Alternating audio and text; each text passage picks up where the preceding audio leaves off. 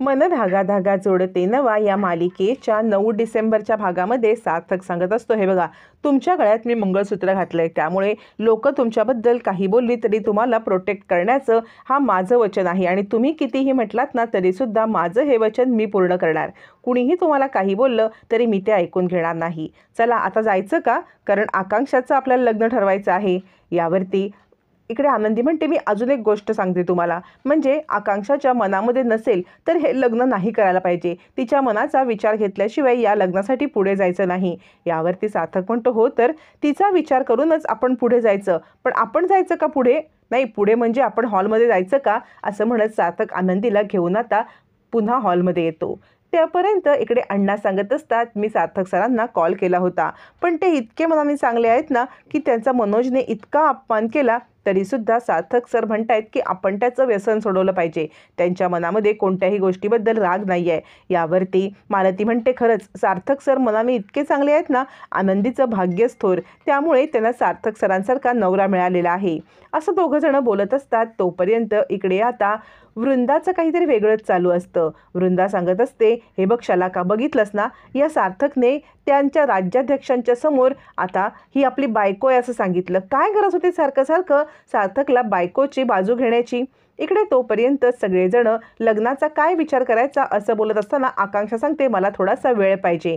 त्यावरती सुधा म्हणते, नाही नाही, म्हणजे तिचा तसा होकारच आहे, तुम्ही होकारच समजून चाला. आणि आकांक्षा जे बोलते ते पूर्ण वाक्य न करू देता सुधा आपला होकार आहे असं राज्याध्यक्षांना कळवते आणि आता बोलणी करण्यासाठी राज्याध्यक्ष दुसऱ्या दिवशी येणार असं ठरतं. आता राज्याध्यक्षांची मिसेस म्हणते, हे बघा, उद्या आपण सगळी लग्नाची बोलणी करायची आहे, आम्ही लवकरात लवकर येण्याचा प्रयत्न करू. असं म्हणून सगळेजण निघतात आणि आकांक्षाला वेळ हवा असून सुद्धा इकडे सुधाने घाई गडबडीत लग्न ठरवण्याचा जो निर्णय घेतलेला असतो तो थोडासा चुकीचाच असतो. त्यानंतर सगळेच जण आता एकमेकांचा निरोप घेतात. रात्री रूममध्ये आल्यावरती आनंदी सार्थकसाठी स्वेटर विणत असते, पण सार्थक आल्यामुळे ती ते स्वेटर लपवून ठेवते. त्यावेळेला सार्थक म्हणतो, काय झालं, काय लपवताय? आनंदी म्हणते, काही नाही. सार्थक म्हणतो, आज मी खूप एक्सायटेड आहे. माझी एवढीशी गोड आकांक्षा आज लग्नाच्या बंधनामध्ये अडकणार आहे. मला इतका आनंद होतोय ना.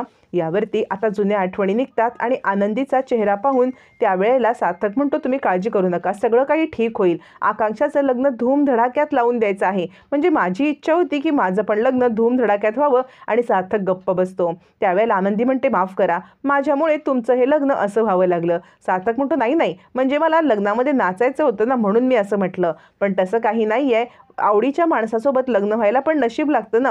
लोकांचं आयुष्य जातं आवडीच्या माणसासोबत लग्न करण्यासाठी. माझं तर लग्न ऑलरेडी झालेलं आहे आवडीच्या माणसासोबत, आणि महत्त्वाचं म्हणजे धूमधडाक्यात पण होणार आहे. आनंदी म्हणते, ते कसं सर? यावरती सार्थक म्हणतो, तुम्ही तुमचा हात तर माझ्या हातात द्या. आणि आनंदीने हात हातात दिल्यावरती सार्थक म्हणतो, सप्तपदीसाठी जोपर्यंत तुम्ही स्वतःच्या मनाने तुमचा हात पुन्हा माझ्या हातात देत नाही तोपर्यंत मी थांबणार आहे. आणि तुमची इच्छा झाली की मला नवरा म्हणून स्वीकार करण्याची, की मी धूमधडाक्यामध्ये पुन्हा एकदा लग्न करणार आणि त्यावेळेला माझ्याच लग्नात मी नाचणार आहे.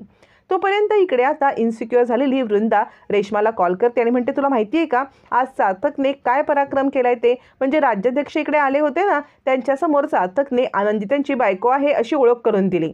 रेश्मा चिडते आणि म्हणते, आत्तापर्यंत आनंदी आणि सार्थकचं लग्न झालंय हे आपण लपवून ठेवत होतो, पण आता सार्थकने इतकं मोठं प्रस्त राज्याध्यक्ष यांच्या समोर हे सगळं सांगितलं म्हणजे मला कठीण जाणार आहे.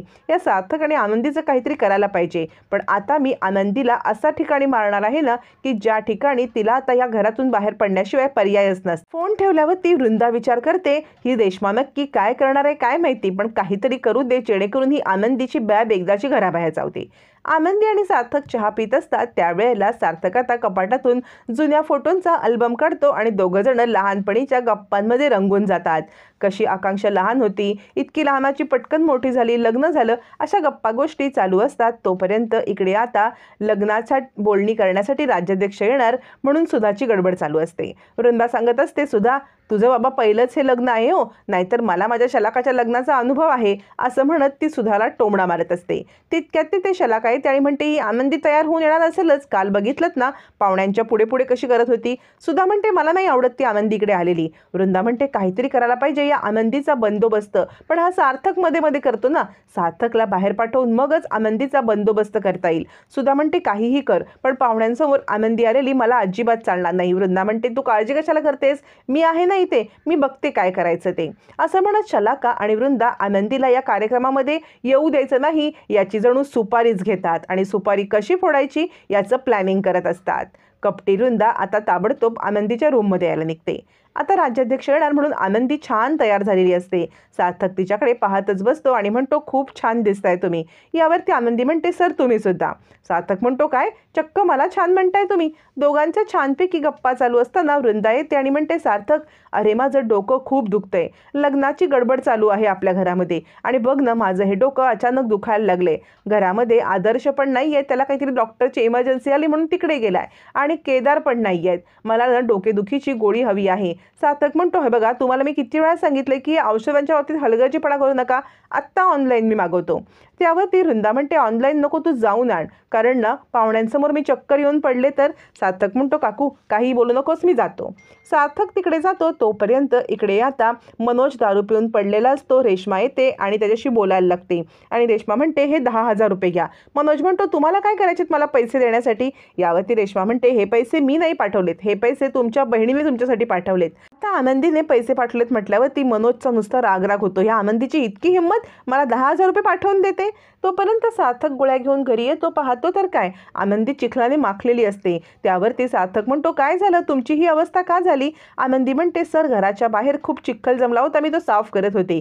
सार्थक म्हणतो, मग आपले माळीदादा कुठे आहेत. आणि तो माळीदादांना आवाज देतो. त्यावेळेला आनंदी म्हणते, नाही ते नाही आहे तिकडे. आता हे सगळं वृंदाचं कारस्थान असतं. मुद्दाम आनंदीला कामाला लावून तिचे कपडे घाण करून पाहुण्यांच्या समोर ती कशी येणार नाही याची तिने सोय केलेली असते. सार्थकला या सगळ्याचा साधारण अंदाज आलेला असतो. आता वृंदाच्या या कारस्थानाला सार्थक जाब विचारायचा ठरवतो. तोपर्यंत इकडे शकू धावत धावत अण्णा, मालती आणि लीनाकडे येते आणि म्हणते, मी आत्ता पाहिलं ना मनोजला दारू पिऊन पडले होते.